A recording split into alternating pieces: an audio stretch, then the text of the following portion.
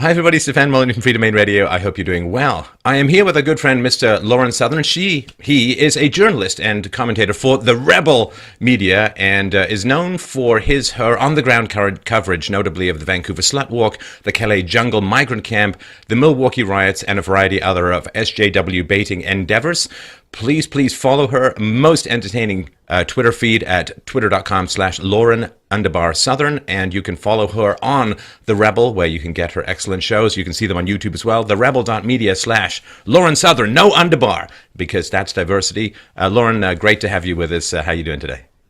Thanks for having me. And just for reference, just him works great. They, them, that works as well. I could go and grab my ID so people understand what you're talking about. Would you like to? I think that's not a bad place to start. Yeah, I'll do that. All right.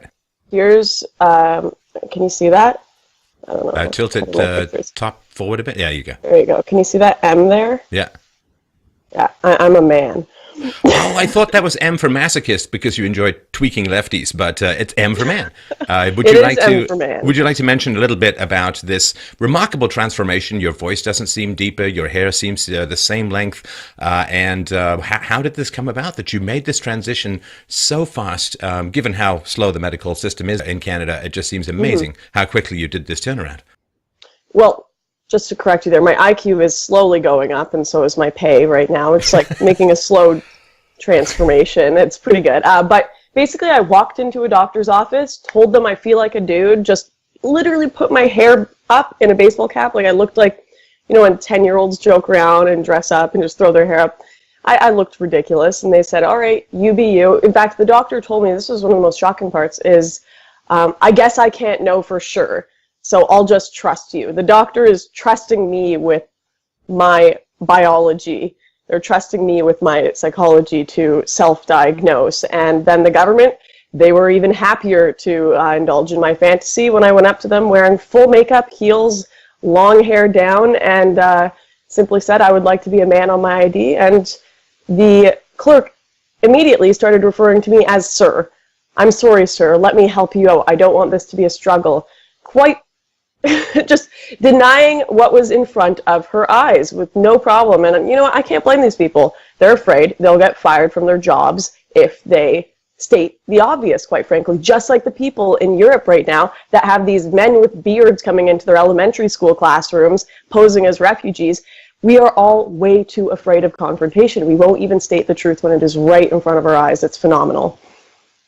It is a remarkable thing, and the idea that one's subjective experience determines things. I watched the video, we'll put a link to it below, and the doctor says, well, basically, I can't argue with your subjective experience because there's no way to prove whether you do or don't feel like a man. There's ways to prove whether you biologically are or are not a man, but your subjective feelings, and I think that's really fascinating, just, philosophically speaking, that when you have subjective experiences that can't be verified or people refuse to verify them according to any external facts, you could simply say, I am a black man. You could say, I'm an elderly Chinese lady. You could say any of these things. Now, how can people disagree with you if what you're doing is confronting them with your subjective experience? And that's the great dangers of subjectivism or subjectivity. There's no objective rationale by which to mediate these kinds of disputes. You see this, of course, with religious conflicts and so on, where people have faith in particular things. You don't see it quite as much in science or mathematics or physics because there's kind of an objective methodology,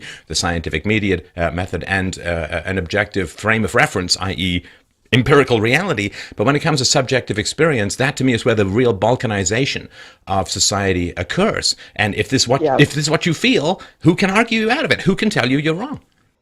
Well, this is the worst part about it, is so many people don't see the issue with this. They say, well, okay, fine, it might be counter to what the reality is, but who is it hurting? Who is it harming? How does it hurt you if someone walks into a medical office and they start identifying them as the opposite gender or a cat or anything? How does that harm you?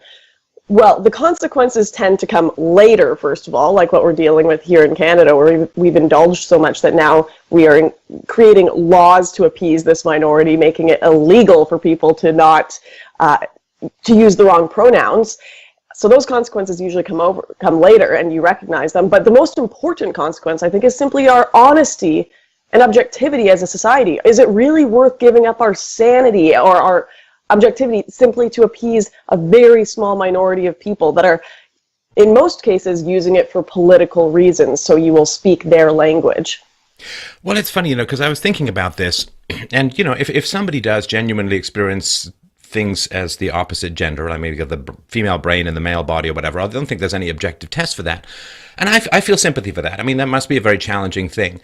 However, when people come to me and say, oh, Steph, you've got to, bend the law, bend reality, bend medical facts in order to appease people who have a particular experience, I mean, part of me is like, well, I kind of understand where people are coming from. But on the other hand, I don't know that society has spent a lot of time trying to make me feel sort of included, sort of white male experience where it's like, well, you're a sexist, you're a racist, you're a homophobe. When I was in graduate school, surveying down the tunnel of time saying, I wonder if I'd like to become a professor.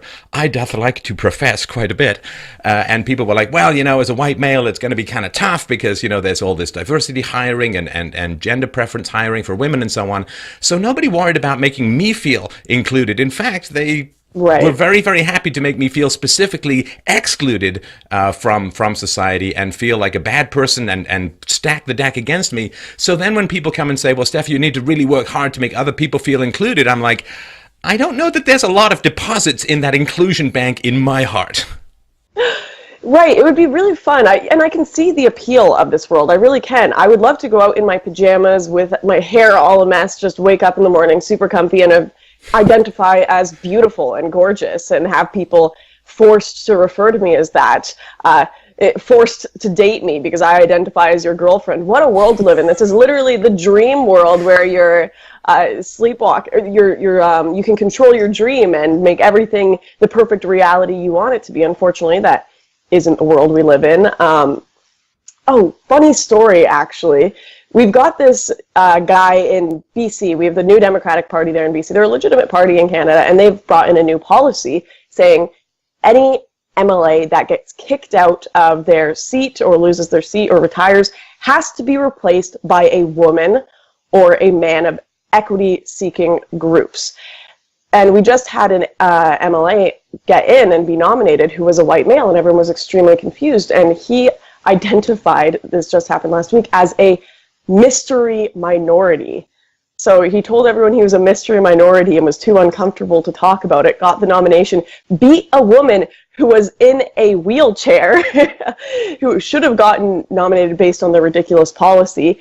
Later he said he was bi, but honestly I think he faked it just because there was so much outrage over the mystery minority thing. So you really can use this subjective reality to compete with these SJWs and their ridiculous policies. When you want a full male board and you're in a Scandinavian country where you have to have 50% females, just get all of the guys in your staff to do the same thing I did and go get female. Okay, flip a coin. Who's going to get female identification cards, right? It really is. Not only is it harmful for the rest of society, but it's going to backfire on them eventually when everyone starts learning how to play the game. Well, I like your thinking, Lauren, but I would suggest that you're not thinking radical enough, because you've probably heard of this group of people called otherkins.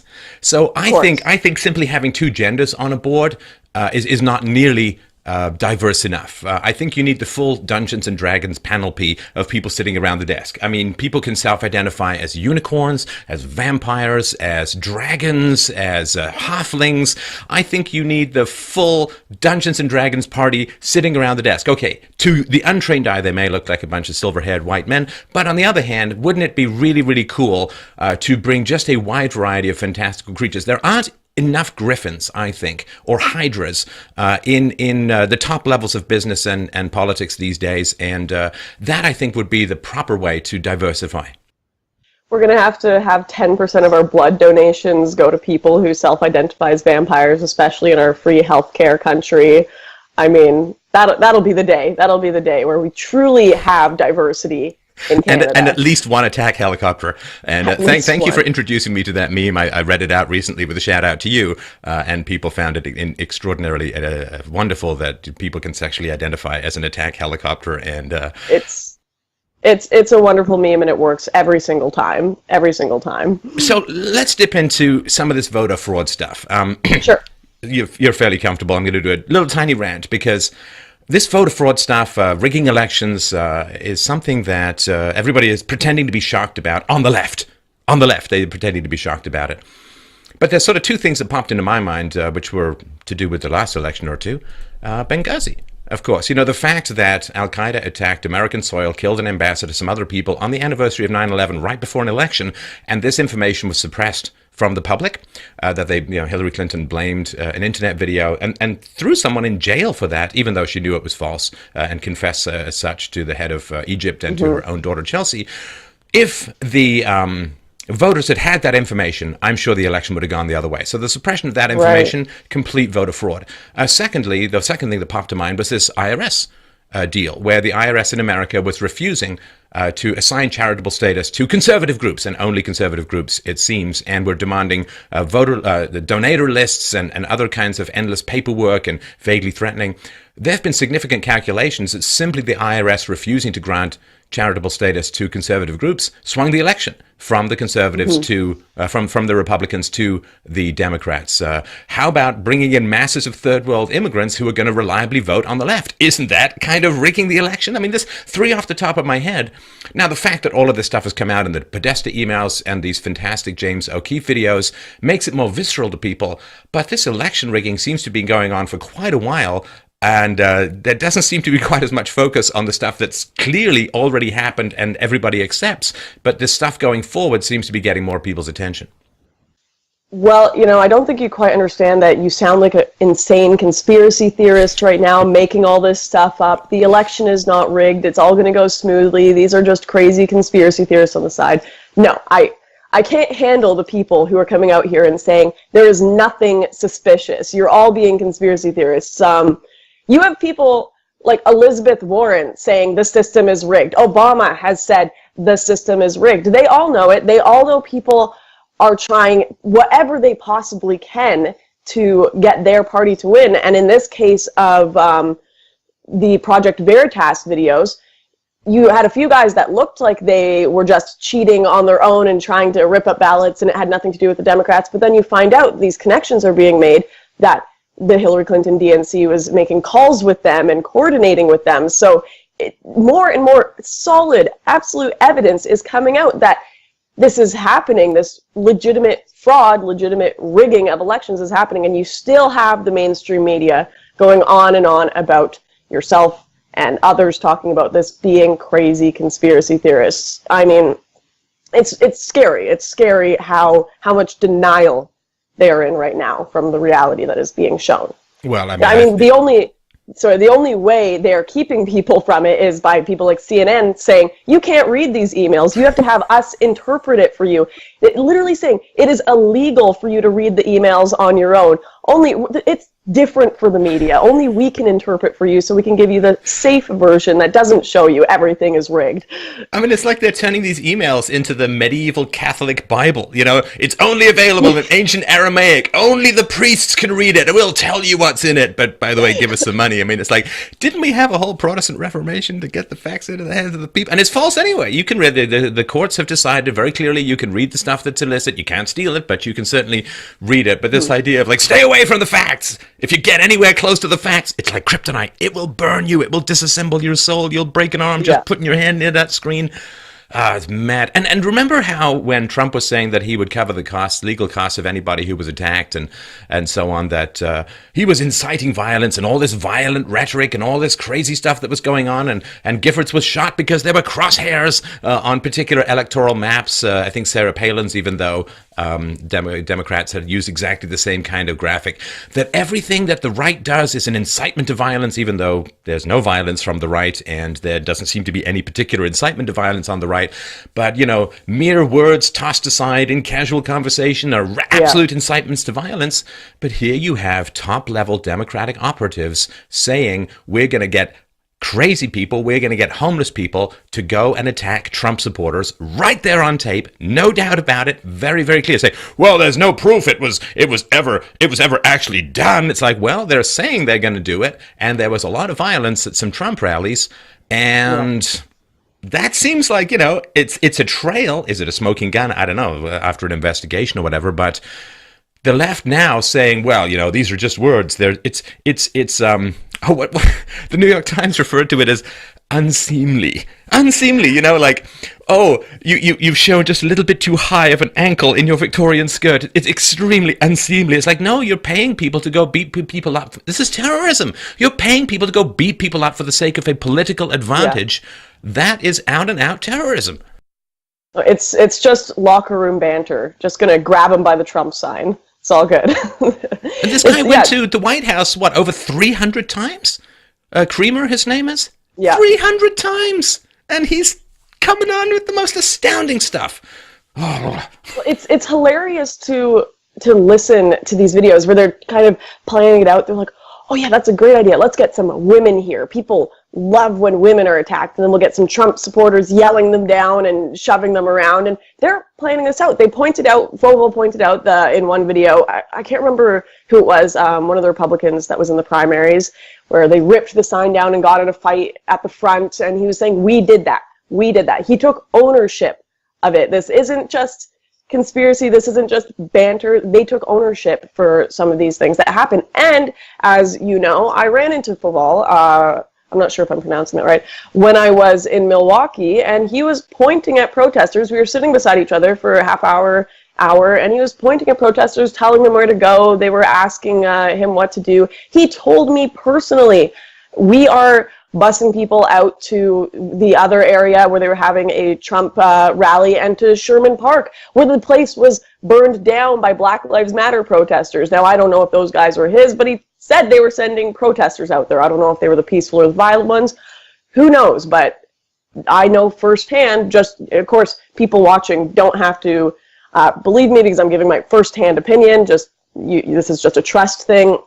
I did upload a photo of him at the event I was at, but this is just what happened. I'm saying what's happened. I don't have any 100% proof of it, but he did tell me this personally, that they were sending these to all these different locations where the Trump rallies were going on. So when I saw this, I was like, wow, I was shocked. And you know what's funny is when it initially happened, it didn't seem that shocking to me. I just kind of thought paid protesters and bust out protesters were just, yeah, that happens. It's not, I figured everyone knew it. So I didn't think to do a Project Veritas, record him undercover thing.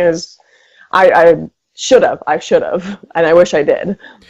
Well, remember how Trump was, and this is still being brought up by Hillary Clinton in the debates, that Trump was mocking some disabled guy. Now, he uses, and Ann Coulter's done a great bit on this, so I won't go to it, but he uses the same kind of, this guy doesn't know what he's talking about, this sort of wandering hand stuff, and turned out this guy has a disability with his arms. And so everyone's like, oh, you're making fun of a disabled person, even though he uses the same gesture for everyone that he disagrees with. So apparently, you see, it's terrible to use disabled people, to make fun of disabled people, and so on. 69-year-old woman. I don't know if you've heard this story. 69-year-old woman, she's wearing an oxygen tank, and she heckled some visually impaired 73-year-old Trump supporter. And then she sort of chased him or pursued him. Now, she then claimed that he cracked her one, he punched her in the jaw. She had no visible injury, and now there's attorneys involved and all this kind of stuff. And the media is all over this, right? Oh, you see this disabled woman and so on, right? And now, of course, Democratic operatives in the O'Keefe videos say, oh no, she's a trained activist. And now she's changing her story. Says, well, now it's possible that the guy just touched her accidentally and so on. So is it worse? And I ask people to get your moral compasses recalibrated. Is it worse to be misinterpreted as making fun of a disabled person, or is it worse to use a disabled person as a reportedly trained operative to disrupt a rally, relying on people's sympathy for disabled people in order to change a political narrative and attack and slander and bring charges against and bring lawyers involved at? That to me is unbelievably despicable, and this the depths to which these people are willing to go. Whittaker Chambers, when he switched from communism to non-communism or anti-communism, and opposed the communists, they invented stories like, oh, his brother killed himself because he was having a romantic affair with his own brother. And he sort of exclaimed at one point, what kind of monsters am I dealing with that this kind of stuff would come up? That phrase sort of been rolling around in my mind, that you'd use this 69-year-old woman wearing an oxygen tank as a trained political operative to disrupt and frighten people at a Trump rally. What kind of monsters are we dealing with here? Well, no, it's very, very sad. And the funnier part is not funny, actually, just the scary part is how the media is working with them to portray the same image that these radicals that are hiring mentally ill people are trying to portray. They took that story, and I read it probably from 5 different places, and initially after reading it, I thought, this is really bad for the Trump campaign. Yeah, this young punk punch an old lady, that's really bad, that's awful. And then I start to see video come out, I start to find more information. I found out this was a guy in his 70s that was blind. In none of these mainstream articles did I find that he was a 70-year-old visually impaired guy. And then more and more information comes out. Turns out they've got this video of her heckling him, and boom, the whole story is gone. It didn't even happen, but all of the mainstream media portrayed it in the perfect way that these radical activists wanted it to be portrayed. So who are we going to trust? It's very, very scary. The delightful thing, of course, is the worse they get, the better we look, and more people come to your side and to my side to get some basic facts, because the degree to which the mainstream media went completely crazy over Corey Lewandowski supposedly pushing Michelle Fields, elbowing her or grabbing at her and so on, right? I mean, that was crazy. That was absolutely terrible. And now, of course, we have not, and that story turned out to be, it seemed completely fabricated and nonsense, and the charges were dropped and all that kind of stuff. So when there's this murky incident where the head of security supposedly grabs this reporter, and everybody goes completely mental. But when you have high-level Democrat operatives talking about instigating violence, direct violence, and paying people to instigate violence, that seems to me a tad more relevant. And I just need people to understand the complete disproportion of this coverage. The left-wing media had to be reluctantly dragged through endless social media shaming and calling out to finally cover this story where, basically it's like trying to get Democrats to talk about democratic wrongdoing. It's like trying to push 2 giant opposite magnets together. Well, these people, they aren't scared of the mainstream media. They're not scared of being exposed by them. They are afraid of us. And I know that Football knew who I was when I went to that rally. He sat me down and he said, "Oh, you're Lauren Southern. Nice to meet you." These top DNC operatives know who we are. They know we're the alternative media that are going to expose them and talk about them and tell the truth. And when we met, he was extremely nice to me because it's all about the image they're portraying. It's all about that.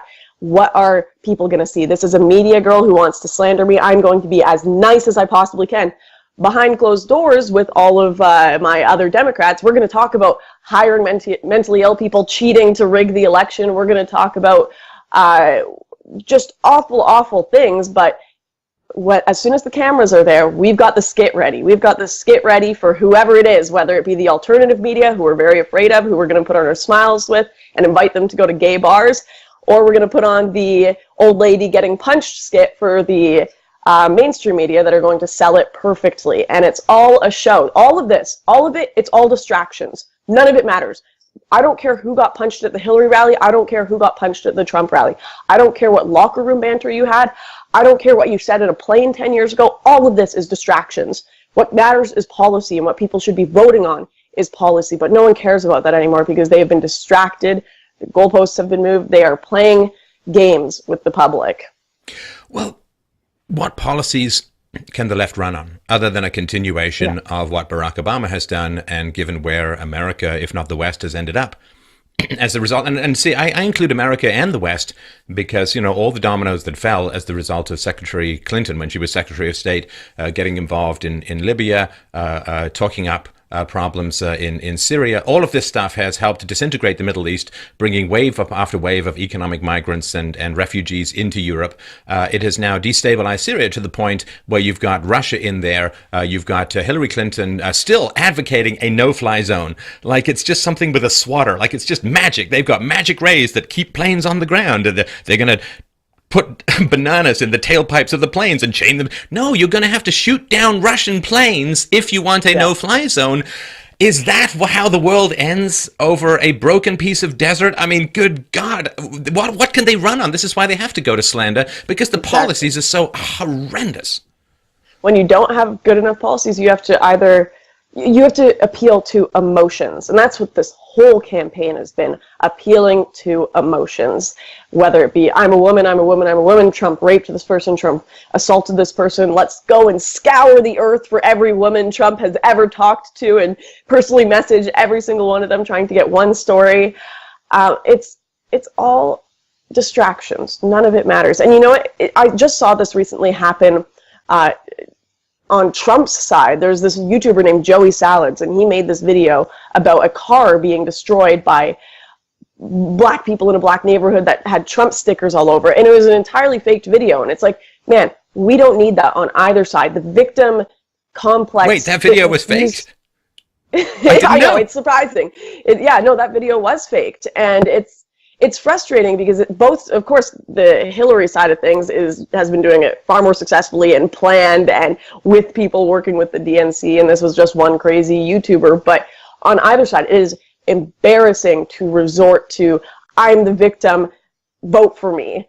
That is not, it's not an argument, as a certain someone would say. That's quite a catchphrase. Let me write that down. That could go over well with the younger folk.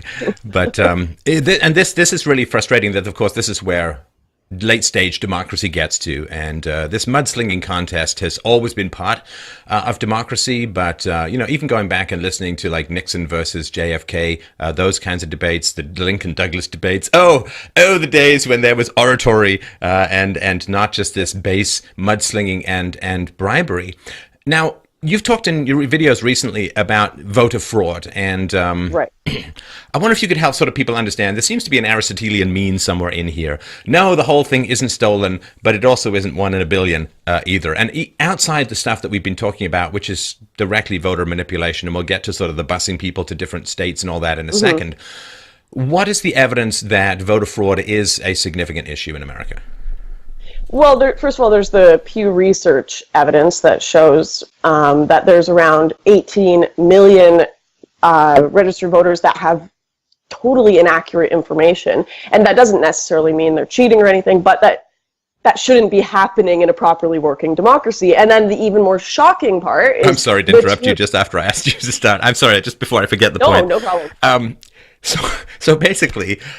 18 million, you said, right? Okay, so after 12 years of government education, they can't fill out a basic form. That's my first thought. And it's funny how they need to raise the minimum wage by force after the government has had them for 12 years and spit them out as like economically useless bits of toilet paper, mentally. Also, they can't even fill out a form, but it's really great that they get to vote on whether there should be a no-fly zone in Syria. How wonderful. How should the trillions of dollars of resources the government has be specifically allocated to make it better? Well, maybe you can fill out your address. I can start to take you seriously as a voter. Okay, I'm done. Okay, I didn't want that to stick in my brain like a kidney stone. Go ahead, please. Oh, absolutely. It's the same with the ID thing, where they say it's racist to want people to have ID. Who can't get an ID card? I'm sorry, but it's kind of racist for you to suggest black people are incapable of getting basic ID that you need for most things in life. It's very sad. But the more shocking Pew Research thing was the 2 million dead registered voters. Now, The Voting Dead, now a series on Netflix. Yeah. Now, so many people are like, not all those people, they're just registered, they're not necessarily voting, that's not that significant. Well, I mean, how many people voted last election? 130 million, something? That's 2 million, and then you've got your 19 million improper voter registrations. Yeah, that's significant. I'm sorry. And they have solid proof in California. They did an undercover investigation just in a few cities, finding, yes, dead people are voting year after year. And I think it was 2/3 of the people that are registered dead voters are Democrats. That doesn't necessarily predict who they voted for, but I mean, it could suggest whose families are voting for their dead relatives. It could suggest, and also a lot of the voter fraud does happen in very Democratic inner city areas, which is Rudy Giuliani's argument for why he says, was just quoted recently saying, I'm sorry, but dead people typically vote Democrat.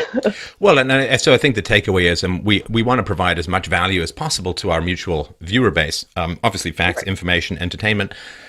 But here's a fantastic safety tip that really people need to be aware of. So if you are in America, say on November the 8th, and the sun is going down, and the mist and the fog is beginning to flow across the horizon.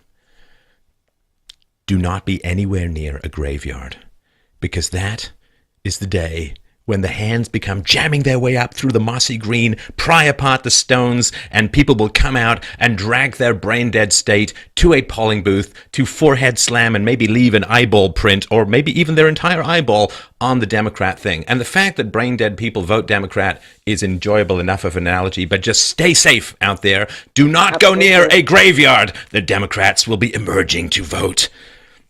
You know, maybe they've just done a better job at reaching out to the undead voter. I mean, has Trump really put anything in his platform for undead people? I don't know.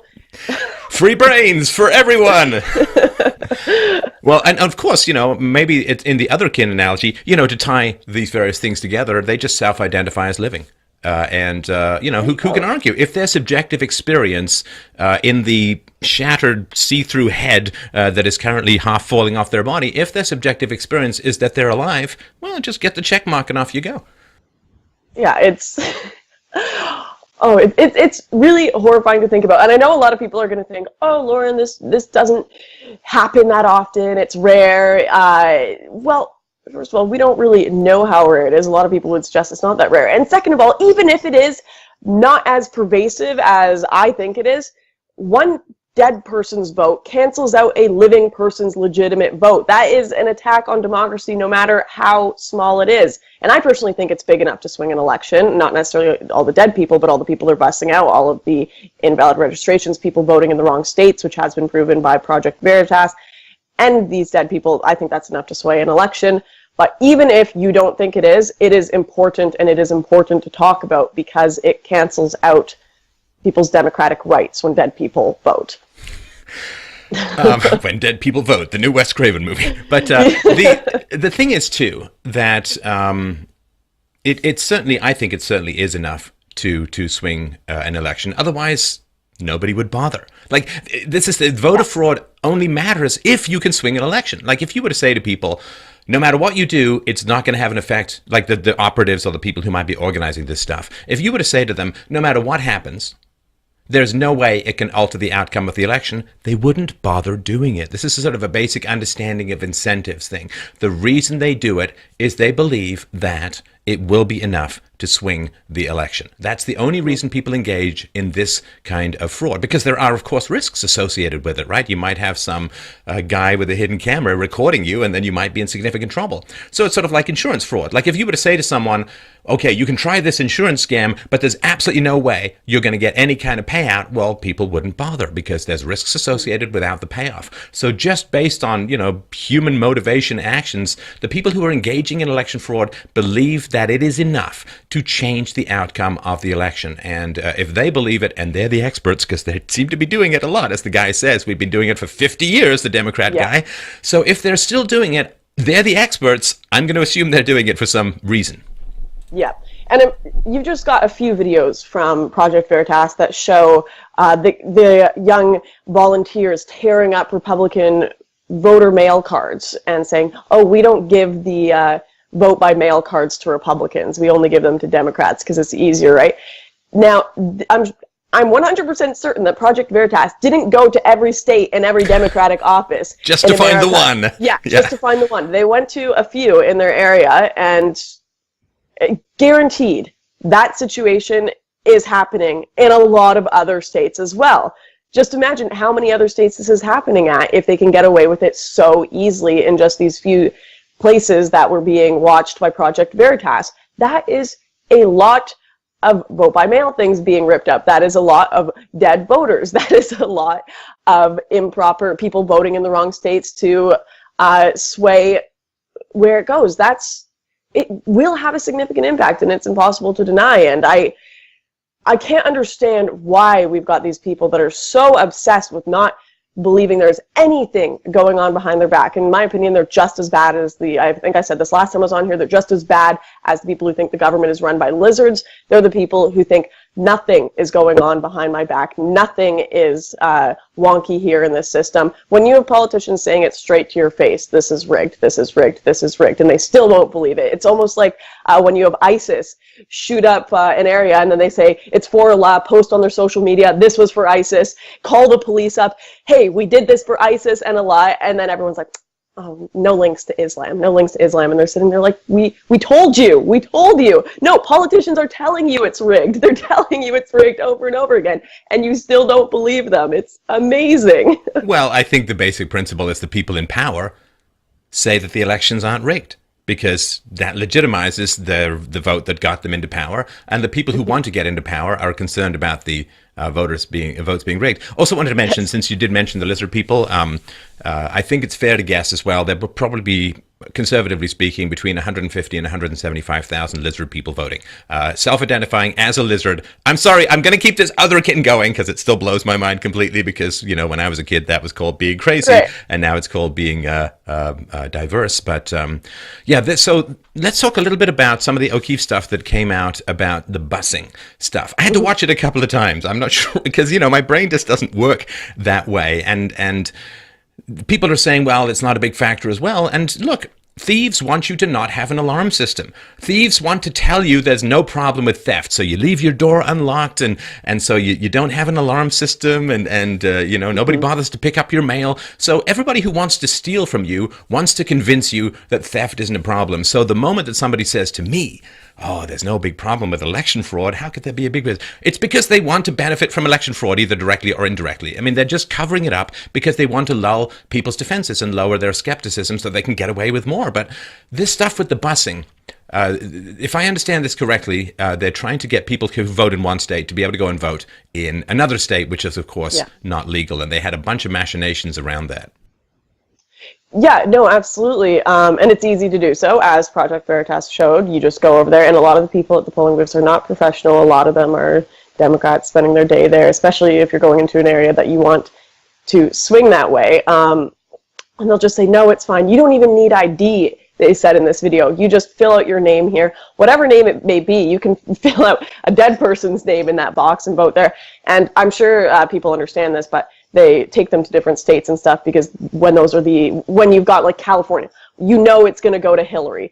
There's not a universe where it's not going to go Democrat. So you take those people, a good chunk of them, and move them to another state where you need more Democrat votes. I'm sure a lot of people have heard of gerrymandering or gerrymandering, where you kind of change the lines of election areas to make sure you can win more areas. It's like that, except you're just moving the voters instead of the election lines. Right. So I think a lot of this stuff is going to be a problem. And I think the one, we mentioned it briefly, but I wanted to spend a minute or two on it as well. The mainstream media and how relentless they are in being pro-Democrat. And in America, I think it was 96% of reporters donated to the Democrat Party. That, to me, is a form of rigging the election as well. The information you choose to present, the information you choose to withhold, the spin you give on everything, the language you use, the pictures you use, you know, like it's always that picture of Donald Trump doing this, you know, and it's always a picture of Hillary Clinton with that weird, swept, dyed, what color, I don't know, hair, looking stern and very presidential, and not like the cadaverous crypt keeper of death that she seems to be in the Middle East.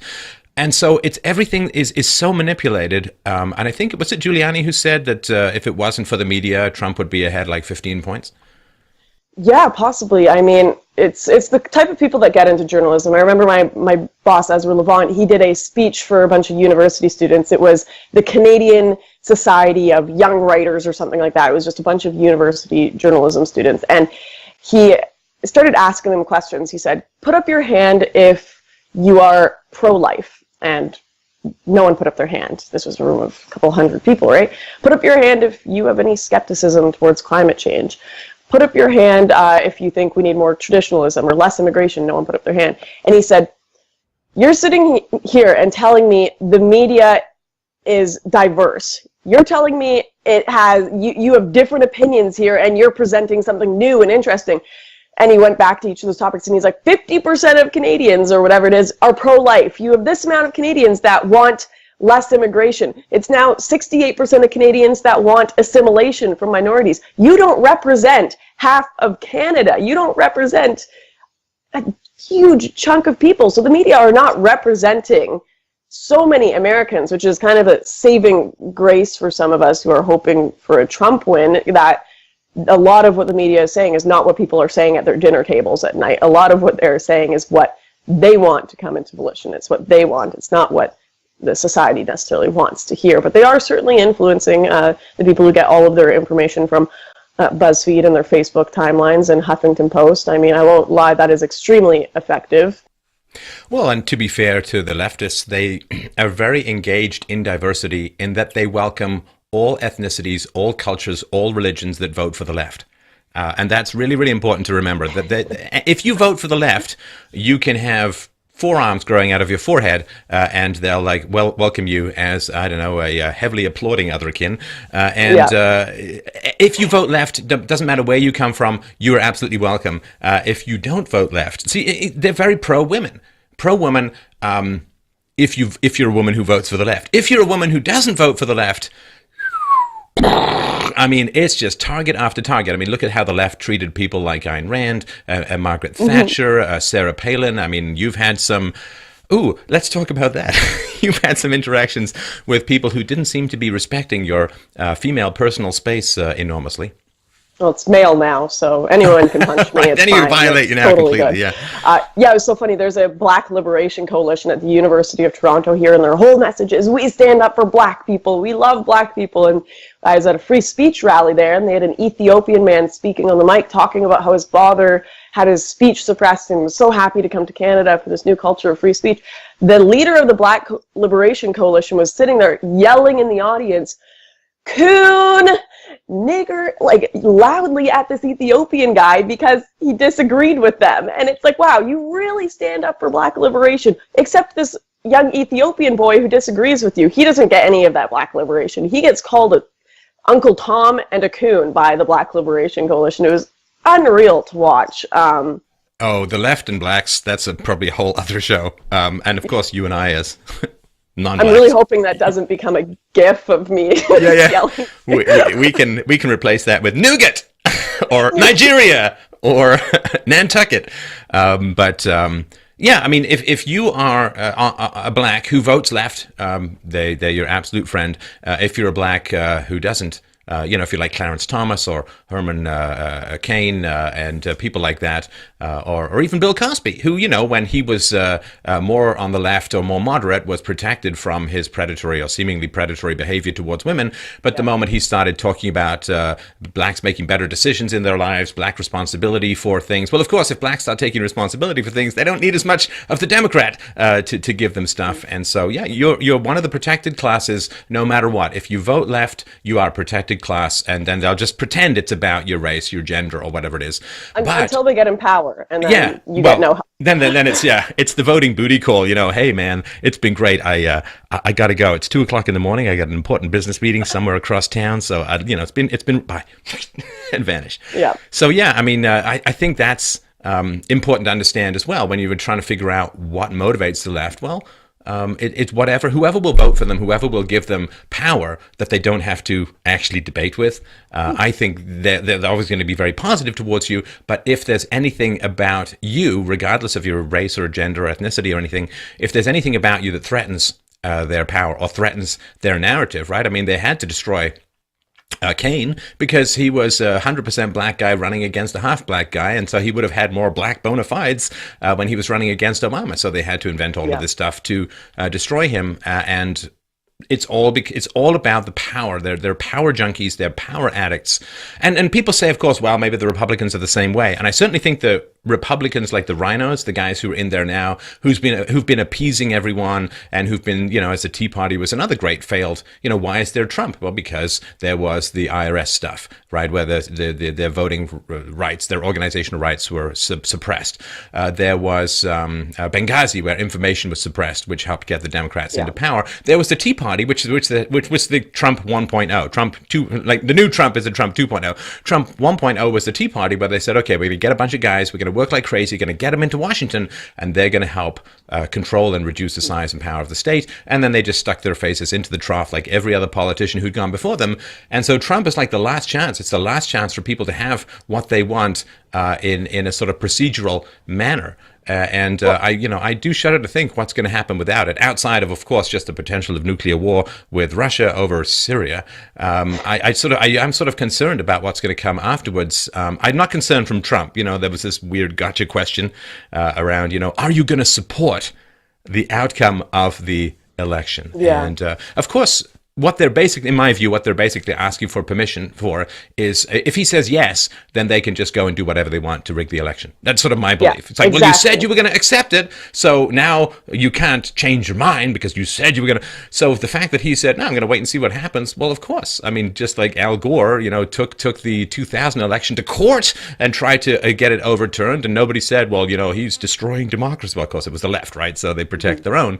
And that kind of gotcha question seems to be coming up a lot. It gives them something to talk about other than the fact that Hillary kept dodging questions about corruption. Okay, sorry. Yeah. Pretend there was it's fine. Please make your own question out of my statements and go from there. I have some thoughts on that, especially with the Democrats. I think the scariest thing, and I'm not necessarily talking about liberals, I'm talking about the Democratic Party. One of the scariest things about them for me is if society has a very, very, very big issue they have to deal with, like an inherent problem at the core, they are never going to be the one that is going to confront it or try to change it or fix it, because they are about democracy. They're the Democrats. Whatever everyone else wants, we're going to do. So if we're on a really scary path as a society, for example, this one time when there was slavery in America, the Democrats said, well, the majority of people support slavery, so we support slavery too. We're not going to try to correct that. We're going to try to get the most votes possible from people. Now, Trump sees we're headed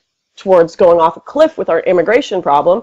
Right now, you've got a lot of people that are like, I see no problem with immigration. 83% Democrats of Americans aren't going to try to correct it. Yeah, 83% of Americans, that's a huge majority, like a crazy majority. And that includes, of course, a lot of immigrants. 83% of Americans want immigration levels frozen or reduced. And I would imagine more the latter, and probably quite significantly. But of course, that Democratic majority doesn't mean anything to them. Yeah. Yeah, no, it's whoever is going to vote for them. If 10 years from now we decide we want to start a genocide against white men, well, God knows the Democrats will say, well, the majority of people want it. let's go right for it. Now, I'm not necessarily saying they'd actually do that, but I mean, historically, the Democrats did support slavery, and today they support whatever the majority wants, whether that be making a bunch of ridiculous transgender laws, using the woman card, giving everyone free stuff is probably one of the best examples. Just whatever you want right now, no matter what impact it has on the future. I want to go back quickly to journalism and the media for a second as well, because as much as I am afraid of the lying, very left-wing media, I think something that is a upcoming and significant threat is the media that is posing as impartial, free speech, libertarian, but is bought out. For example, let's talk about Heat Street for a minute. Now, they had Louise Mensch sending emails so hang on. I'm sorry to interrupt, but just to put this in context for people, I come from a strongly libertarian background. I assume that you have some libertarian leanings. And my relationship with libertarianism has become somewhat fractious of late, as maybe, and I just want to read because this was in my notes, I wanted just to talk about this before the end. So you had a tweet which said, "Denounce the alt-right hard, and you can write for Reason and Heat Street. They won't let me write anything anti-Hillary." So can you sort of explain to people, context, Canadian listeners may not have heard of the alt-right or whatever, and just give a sort of a bigger context of where libertarianism is in regards to some of the big issues that are floating around the election at the moment. Oh boy, well that's the issue. You've kind of got a split right now in libertarianism. You've got the libertarians that are quite aware that we're never going to live in the society where everyone is maximum utility creators with some sociopathic tendencies. We're not going to live in that society. Sorry, it just doesn't exist. But we can work our hardest to get a society that is the most free. We're not necessarily going to have no government, but we can work our hardest to get the most free society possible with the means we have possible, which right now means freezing immigration. Sorry, open borders, not going to happen anytime soon. Sorry, all of these libertarian fantasies, not going to happen anytime soon. There are some decisions we have to make to be practical. And Trump right now is a very practical decision for a lot of libertarians who want to see a potential win for a more freedom-oriented party in the future. That win will never happen if too much mass immigration from the third world happens, especially from Mexico, where everyone votes Democrat and where everyone votes large government. You understand that very well. Your viewers understand that very well. But then you've got this other side of libertarianism that has kind of gone on the never Trump and very, they hate Trump. They're very focused on principles. I'm a good principled libertarian. But what confuses me is some of these people have also sold out to Hillary Clinton, and some of these people are just in it for their own personal gain, kind of posing as libertarians. And one of those people, I'd say, sorry, I've gone on a tangent here. We were talking about Heat Street, now we're trying to explain the libertarian divide. But do you want me to go back to journalism or keep explaining the libertarian divide? I'll let you stay in charge of the train. Okay. But if I explain that tweet for a minute, Heat Street and Reason, they're two very libertarian sites. Now, they've kind of gone very, I don't know if Heat Street, certainly Louise Mensch, the person who writes for, or the, I guess, owner, she's not, Rupert Murdoch kind of owns Heat Street and Louise Mensch right now, but she's running it. She's the editor-in-chief. And she was found in the emails that were leaked by WikiLeaks to have sent emails to Hillary wanting to write some of her advertisements and wanting to write some of her campaign stuff and help her out, which is crazy because they claim to be this libertarian site. They claim to be interested in anti-SJW, free speech, all of this. So it kind of seems like controlled opposition, especially when, keep this on the down low, I have friends of mine who have written for the site. I've also written an article as well that have said they haven't been allowed to publish anti-Trump articles. They haven't been allowed to publish pro-Trump articles on Heat Street. They've just said no, and they've had to publish it somewhere else. And they were perfectly good articles, and they've been pushed to publish pro-Hillary stuff and not anti-Hillary stuff. And it's just the way that their articles are being rejected and accepted and paid for has just been very strange to them, and it's all been towards a slant pro-Hillary. And then you find these emails with Louise Mensch supporting Hillary, as well as I was told by someone that I could get a position, and I shouldn't be saying this, but I'm going to anyways, whatever, it's going to be out there, that I could get a position writing for Reason and Hate Street if I really, really strongly denounced the alt-right. Now, I'm not a big person on going around and being disavow. I may certainly disagree with some things on the alt-right, but I'm not going to be forced to sit here and disavow people so I can get money for writing for sites. I'm sorry, I'm not going to do it. This wasn't necessarily an editor who told me this, but it was someone who was very close with both these publications that told me this. And sorry to interrupt, but the basic principle is, can you be honest with your audience? Now, if you were to take these positions and say, well, I took this position on the condition that this would be the opinions that I'm allowed or not allowed to present, you can't be honest, because then people would not want to read what you've got because you'd be a paid shill. So I try to resist anything which would interfere with my capacity to be honest and direct with the audience. And I think that's a really, really good principle.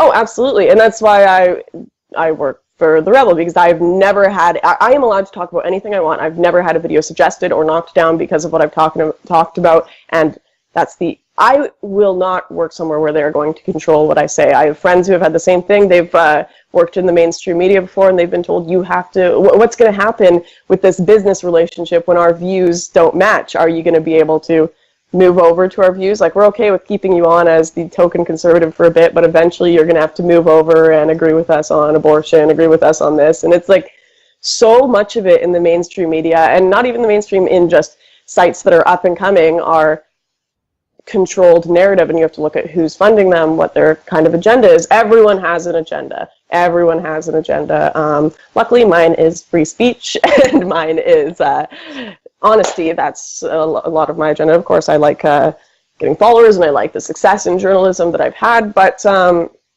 I know way too many people and way too many sites that do have very strong agendas, in certain directions for certain politicians, for certain corporations. And you really have to look into. I sound so conspiratorial right now. No, listen, I have apologize.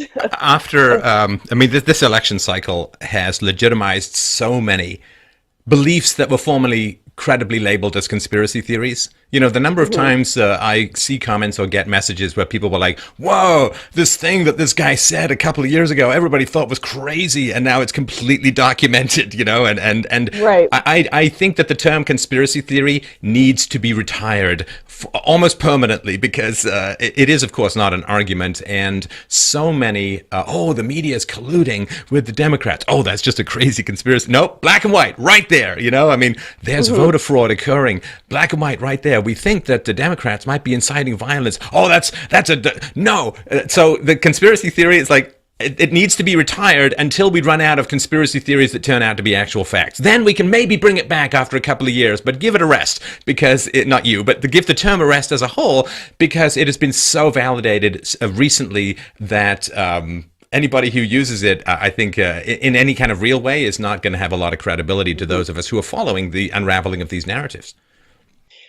And what you were getting to earlier was, whenever something, you were talking about voter fraud, they call it voter fraud. It's all crazy, it's all nonsense, because they're going to use it for their own benefit. So when you have people calling out this collusion, of course they're going to call you conspiracy theorists. Of course they're going to call you all these names.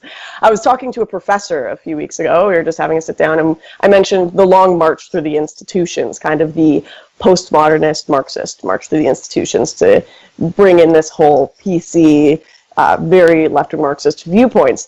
And he was like, yep, that's absolutely happening, right? And a lot of professors know it's happening, but the people who are participating in this long march through the institutions aren't going to run around saying it's happening. They're going to call you crazy when you point it out, because that's in their own interest. It's in their own interest to call people who are calling them out conspiracy theorists and to deny all of it. I mean, why wouldn't you see Hillary on the stage every single day saying, lying about what happened with her emails, even though we have the facts. We have the facts right there in front of us. She's saying, that didn't happen, they weren't classified. And we have the facts. We have all the videos we can look at, but they will lie and lie and lie and lie for their own benefit. So, I mean, call me a conspiracy theorist, call a lot of the alternative conspiracy theorists, but just look at the facts. Look at the facts for yourself.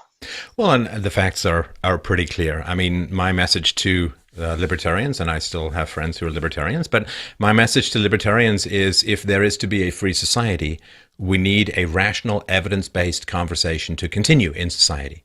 Yes. And there are cultures outside Western cultures that don't have that particular tradition. I mean, just look at the spread of free speech around the world, and look at the people who advocate for separation of church and state. Check out how big Austrian economics is in, say, Venezuela.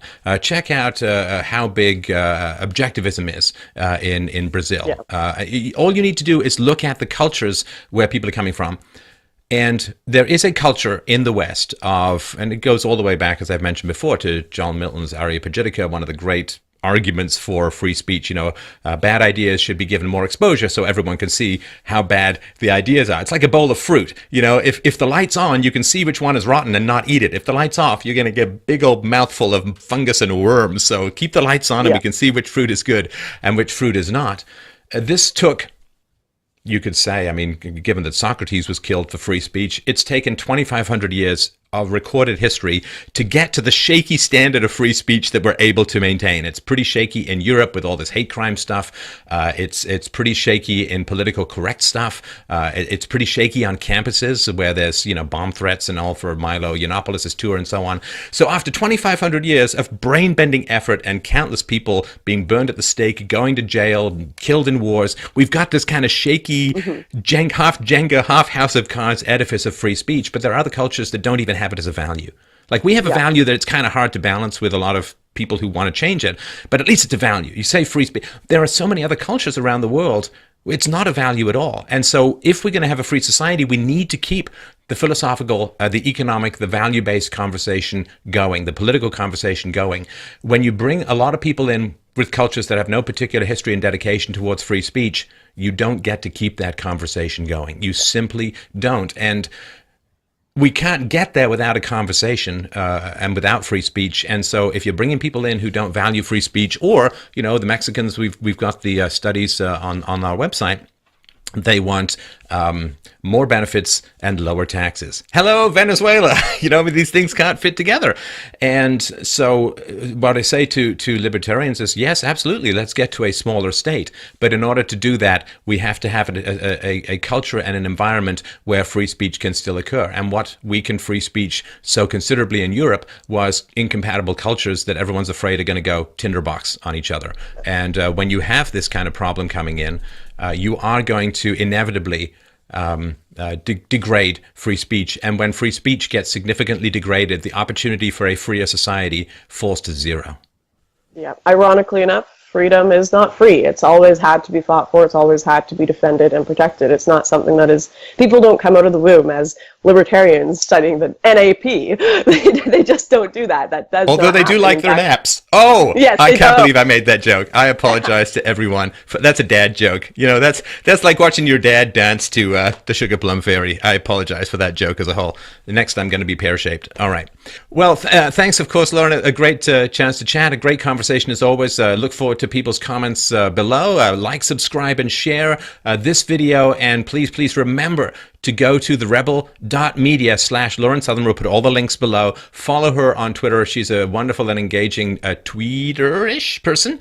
So thanks so much for all of the work that you're doing, for the great videos and content that you produce, for the courage that you show in the reporting that you're doing. Always a great chat, and I hope we can do it again soon. Thank you so much for having me.